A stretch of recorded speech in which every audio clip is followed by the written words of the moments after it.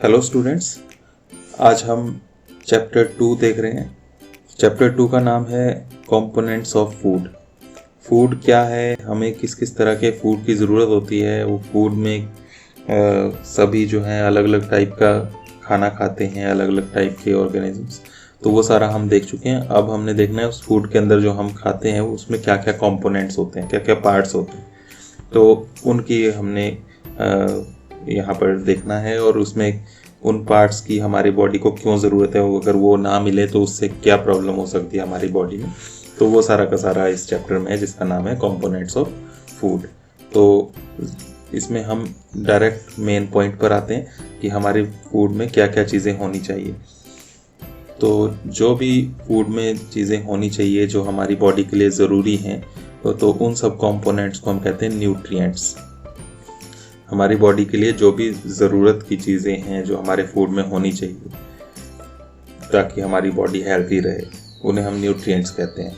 और ये न्यूट्रिएंट्स यहाँ पर दिए हुए हैं। Number 1 carbohydrate, number 2 protein, number 3 fats, number 4 vitamins, number 5 minerals. और इसके अलावा हमारी बॉडी को इन चीज़ों की भी ज़रूरत होती है। Number 6 dietary fibres and number 7 water.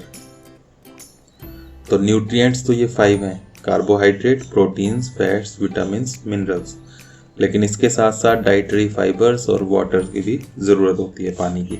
तो ये सारी की सारी चीज़ें क्या हैं, अगर ये हमारी बॉडी को ना मिले तो क्या प्रॉब्लम होती है, वो हमने इस चैप्टर में देखना है। तो सबसे पहले जो है इस चैप्टर में आपको ये हमारे फूड में ये चीज़ें हैं कि नहीं है उसकी टेस्टिंग यहाँ पर कैसे कर सकते हैं वो दिया हुआ है। तो ये टेस्ट जो है हम जब स्कूल्स खुलेंगे उसके बाद हम इनको करके देखेंगे। अभी हम डायरेक्ट आते हैं कि ये चीज़ें हमें मेनली मिलती किन किन फूड आइटम्स से हैं। तो उसमें सबसे पहले हम देखते हैं कार्बोहाइड्रेट्स। तो कार्बोहाइड्रेट्स कहाँ कहाँ से मिलता है वो यहाँ पर आपको इस डायग्राम में दिया हुआ है। तो कार्बोहाइड्रेट हमें मिलता है mainly sweet potato, sugarcane, papaya, melon, mango, maize और अनाजों से भी, सारे जितने भी आपके ग्रेन्स होते हैं, वीट, राइस, बाजरा, इनसे मिलता है। तो फ्रूट्स में और मीठी चीज़ों में बहुत ज़्यादा कार्बोहाइड्रेट होता है। इसके अलावा जितना भी अनाज है उसमें कार्बोहाइड्रेट होता है। तो कार्बोहाइड्रेट हमें इन चीज़ों से मिलता है। और कार्बोहाइड्रेट्स जो है उसको हम जो है फैट गिविंग फूड भी कहते हैं, सॉरी, कार्बोहाइड्रेट को एनर्जी गिविंग फूड भी कहते हैं। इससे एनर्जी मिलती है। तो हमारी बॉडी को एनर्जी काम करने के लिए जो ताकत मिलती है वो कार्बोहाइड्रेट से मिलती है। उसके बाद नेक्स्ट कंपोनेंट जो है उसका नाम है फैट। और फैट कहाँ कहाँ से मिलता है उसके लिए ये 2 पार्ट्स में यहाँ पर डायग्राम दिया है, ए और बी। ए पार्ट में जो है यहाँ पर ये प्लांट प्रोडक्ट्स दिए हैं, प्लांट्स से कहाँ कहाँ से फैट मिलता है। तो जितना भी ऑयल और घी है, तेल और घी, वो सारा का सारा हमें फैट देता है। तो फैट जो है तिल का तेल हो गया, नट्स जितने भी हैं, बादाम, काजू वगैरह, वो ग्राउंड नट्स, मूंगफली, इसके अलावा sunflower oil, mustard oil, coconut oil, soybean oil, जितने भी तेल हैं, सोयाबीन का तेल, सरसों का तेल, नारियल का तेल, सूरजमुखी का तेल, जो भी रिफाइंड तेल वगैरह, जितने भी तेल घी हैं, उन सब में हमें फैट्स मिलते हैं। इसके बाद अगर हम एनिमल प्रोडक्ट्स की बात करें, एनिमल्स में कहाँ कहाँ से मिलता है हमें फैट, तो वो ये यहाँ पर ये दिया हुआ है। तो मीट, फिश, एग, उसके अलावा क्रीम, मलाई जो है, बटर, मिल्क, घी, तो इन सब में फ़ैट होता है। और फैट जो है ये हमारी बॉडी में, इससे भी एनर्जी मिलती है, लेकिन मेन जो काम होता है हमारी बॉडी के लिए इसका फैट का, वो है हमारी बॉडी को कवर करना, उसको सेफ रखना। तो हमारी बॉडी में फैट की एक लेयर होती है जो हमें चोट से बचाती है, इंटरनल ऑर्गन्स को, अंदर जो हमारे शरीर के अंग हैं उनको चोट से बचाती है। उसके बाद हैं विटामिन्स। तो विटामिन हमें ज़्यादातर दालों से मिलते हैं। इसमें भी यहाँ पर ये प्लांट प्रोडक्ट्स पहले दिए हुए हैं। तो ये यहाँ पर दालों की बात की है, तो इसमें ये चना, ग्राम, मूंग दाल, तुअर दाल, ये अरहर है, बीन्स जितने भी हैं, सोयाबीन, पीस, मटर और सोयाबीन में सबसे ज़्यादा प्रोटीन मिलता है हमें। अगर एनिमल प्रोडक्ट्स की बात करें तो एनिमल प्रोडक्ट्स में इन चीज़ों से हमें प्रोटीन मिलता है। Meat, fish, paneer, egg, milk, ये प्रोटीन गिविंग फूड है। तो ये प्रोटीन के सोर्सेज हैं। प्रोटीन का मेन काम होता है हमारे शरीर को बढ़ाना, ग्रोथ के लिए ज़रूरी है। तो हमारे शरीर की ग्रोथ के लिए, हमारी बॉडी की ग्रोथ के लिए, बढ़ने के लिए प्रोटीन की ज़रूरत होती है। ये बॉडी बिल्डिंग फूड्स कहते हैं इनको हम। इससे हमारी बॉडी बनती है। बॉडी बनने का मतलब है हमारी बॉडी के जितने भी सेल्स हैं वो इससे बनते हैं। हमारी हड्डियाँ, मांसपेशियाँ जो हैं, मसल्स, वो सारी की सारी इससे प्रोटीन से बनती हैं। तो ये 3 हमने देखे, कार्बोहाइड्रेट, फैट, प्रोटीन्स। अब उसके बाद नेक्स्ट जो न्यूट्रिएंट हमारी बॉडी के लिए ज़रूरत होती है वो है विटामिन्स। और विटामिन्स जो हैं ये हमारी बॉडी को डिजीज़ेस से बचाते हैं, बीमारियों से बचाते हैं। तो विटामिन्स जो हैं, विटामिन का क्या काम है? Vitamins help in protecting our body against diseases. तो बीमारियों से बचाने के लिए ये हमारे ज़रूरत आती है, पड़ती है इनकी। इसमें विटामिन्स जो हैं वो अलग अलग टाइप के होते हैं। Vitamin A, B, C, D, E and K. यहाँ पर बी छूट गया इनसे, तो विटामिन बी भी आप नोट कर लें। तो vitamin A, vitamin B, vitamin C, vitamin D, vitamin E and vitamin K, ये हमें विटामिन्स की ज़रूरत होती है। अब ये विटामिन्स जो हैं, अलग अलग विटामिन अलग अलग सोर्सेज से मिलता है, अलग अलग चीज़ों से मिलता है। तो उनका भी यहाँ पर आपको दिया हुआ है, यहाँ से आप देख सकते हैं। विटामिन ए जो है वो पपाया, पपीता में, carrot, mango, milk, fish oil, इनसे मिलता है। तो विटामिन ए, फिर उसके बाद विटामिन बी कहाँ से मिलता है उसके लिए भी यहाँ पर दिए हुए हैं। विटामिन सी, विटामिन डी, ये सारी की सारी आपने नोट करने हैं विटामिन्स कहाँ कहाँ से मिलते हैं। और लास्ट पेज में आपके पास इसका एक यहाँ पर टेबल बना हुआ है। इसमें आपको दिया हुआ है कि इन विटामिन्स की कमी से अगर ये ना मिले विटामिन हमारी बॉडी को तो क्या हो सकता है। तो विटामिन ए से लॉस ऑफ विज़न हो सकता है, आँखों की नज़र जो है वो कमज़ोर हो सकती है, उससे अंधेरे में देखने में दिक्कत हो सकती है, जिसे हम नाइट ब्लाइंडनेस भी कहते हैं। तो विटामिन ए की कमी से होती है। तो आँखें अगर ठीक रखनी है, अच्छी रखनी है नज़र हमें, तो विटामिन ए हमें ज़्यादा लेना चाहिए। तो विटामिन ए जो है हमने अभी देखा कि गाजर में ज़्यादा होता है, गाजर हमें अच्छे से खानी चाहिए। विटामिन बी, बेरी, इससे डिजीज़ होती है, ये बीमारी होती है और इससे मसल्स वीक हो जाती हैं।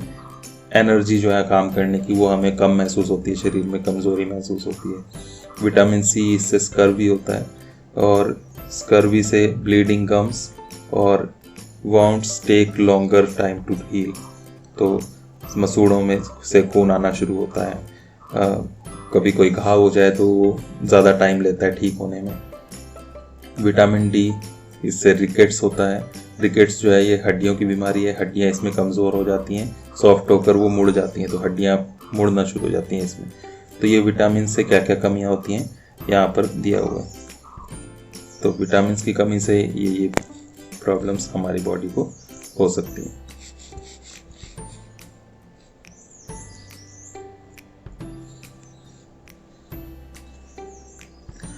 तो यहाँ पर हम बात कर रहे थे विटामिन मिलते कहाँ से हैं। तो विटामिन ए देखा हमने, बी, सी जो है ज़्यादातर खट्टे फलों में, रसदार फलों में होता है। तो उसमें देखिए lemon, amla, guava, green chilli, orange, tomato, इनमें मिलता है। विटामिन डी जो है वो ज़्यादातर एनिमल प्रोडक्ट्स में मिलता है, egg, fish, liver, butter, milk, तो इनमें मिलता है। इसके अलावा जब हम धूप में रहते हैं तो हमारी बॉडी में खुद ही विटामिन डी बनना शुरू होता है। तो हड्डियाँ अगर मजबूत रखनी है तो हमें धूप में भी थोड़ा निकलना चाहिए। उसके बाद नेक्स्ट जो न्यूट्रिएंट हैं वो है मिनरल्स। और मिनरल्स जो हैं ज़्यादातर जो हैं वो आपको सब्जियों में, वेजिटेबल्स में मिलेंगे। तो उनकी अगर हम बात करें तो सबसे पहले है आयोडीन। तो आयोडीन हमें जिंजर से, स्पिनच, पालक से मिलता है। इसके अलावा फिश, क्रीम वगैरह जो यहाँ पर दिए हैं इनमें होता है। उसके बाद फॉस्फोरस है नेक्स्ट जो मिनरल है। फॉस्फोरस जो है मिल्क, बनाना और अनाज से मिलता है, ग्रेन्स जो है हमारे। नेक्स्ट है आयरन।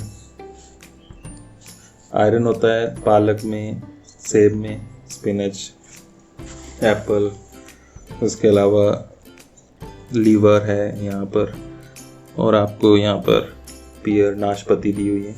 तो इनमें आपको आयरन मिलेगा। नेक्स्ट है कैल्शियम। कैल्शियम हमें मिल्क और एग में मिलता है। तो ये कुछ मिनरल्स यहाँ पर दिए हैं और कहाँ कहाँ से ये मिलते हैं वो भी आपको यहाँ पर दिया हुआ है। और अगर ये मिनरल्स ना मिले तो इनकी कमी से क्या प्रॉब्लम्स हो सकती हैं वो यहाँ पर आपको दिया हुआ है उसी टेबल में। तो कैल्शियम जो है, कैल्शियम हमारी हड्डियों के लिए, दांतों के लिए ज़रूरत है, बोन्स एंड टीथ के लिए। अगर कैल्शियम की कमी हो जाए तो हमारी हड्डियाँ कमज़ोर हो जाती हैं, टूथ डीके, दांत टूटने लग सकते हैं। आयोडीन जो है, इसकी कमी से गॉइटर रोग होता है। तो गॉइटर एक बीमारी है जिसमें हमारे गले की, नेक की ग्लैंड जो है वो फूल जाती हैं, स्वोलन हो जाती हैं। तो उससे गले में एक बड़ा हो सकता है, उससे गला फूल जाता है। इसके अलावा अगर बच्चों में आयोडीन की कमी हो जाए तो उससे मेंटल डिसेबिलिटी, दिमाग कमज़ोर रह सकता है। तो इसलिए आयोडीन की ज़रूरत होती है। आयरन की कमी से एनीमिया, आयरन जो है हमारी बॉडी में ब्लड के अंदर होता है, इसकी कमी से एनीमिया हो सकता है, इससे वीकनेस आती है। तो खून में आयरन की ज़रूरत होती है और इसलिए हमें हमारे फूड में आयरन भी होना चाहिए। तो ये थे हमारे मिनरल्स। उसके बाद हमने बात की थी कि डाइटरी फाइबर्स और वाटर भी हमारे फूड में होना चाहिए। जो डाइटरी फाइबर है वो कोई न्यूट्रिएंट नहीं है, लेकिन वो हमारी बॉडी से जो अनडाइजेस्टेड मटेरियल रह जाते हैं हमारी बॉडी के अंदर, उसको बाहर निकालने में हेल्प करता है। और उसके बाद वाटर, तो वाटर भी लगभग हर फ्रूट, हर वेजिटेबल के अंदर होता है। जब भी आप फल सब्जी को काटें तो आपके हाथ गीले हो जाते हैं, तो वो इस वजह से होते हैं क्योंकि उसके अंदर वाटर है। वैसे भी हम जो भी खाना पकाते हैं उसके में पानी भी हम डालते हैं, जो भी चाहे दाल बनाएं, चावल बनाएं, सब्जी बनाएं, तो उसमें हम पानी डालते हैं। तो उससे हमारी बॉडी में जो पानी की ज़रूरत होती है वो पूरी होती है। इसके अलावा हम जो पानी पीते हैं उससे भी ये ज़रूरत पूरी होती है। तो ये सारी की सारी चीज़ें जो हमारी फूड के अंदर कंपोनेंट्स होते हैं, तो इन सब का होना हमारे फूड के अंदर बहुत ज़रूरी है और इसका सही क्वांटिटी में, राइट क्वांटिटी में होना ज़रूरी है, ना कम ना ज़्यादा। तो जब ये हमारे फूड के अंदर गुड अमाउंट में, राइट क्वांटिटी में होते हैं, तो अब हम कहते हैं उसे बैलेंस्ड डाइट। तो एक ऐसी डाइट, एक ऐसा भोजन जिसके अंदर सारे कंपोनेंट्स हो, प्रोटीन हो, कार्बोहाइड्रेट हो, फैट्स हो, विटामिन्स हो, मिनरल्स हो, डाइटरी फाइबर हो, वाटर हो। तो इस तरह के डाइट को, इस तरह के फूड को हम बैलेंस्ड डाइट कहते हैं। तो ये बैलेंस्ड डाइट था। उसके बाद है डेफिशिएंसी डिजीजेस। डेफिशिएंसी होता है कमी, तो अगर कमी हो जाए उनकी तो उससे जो बीमारियां होती हैं उन्हें हम बोलते हैं डेफिशिएंसी डिजीजेस।